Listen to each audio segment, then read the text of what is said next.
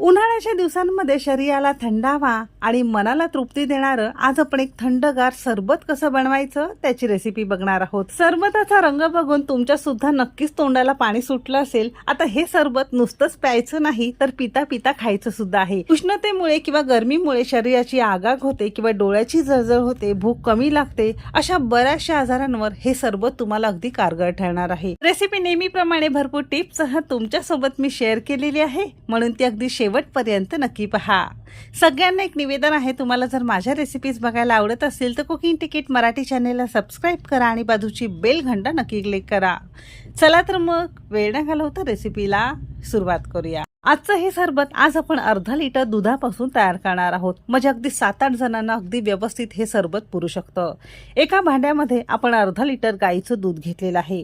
उन्हाळ्याच्या दिवसांमध्ये शक्यतो गाईचंच दूध घ्या, कारण ते पचायला हलकं जातं। बाकी तुम्हाला जर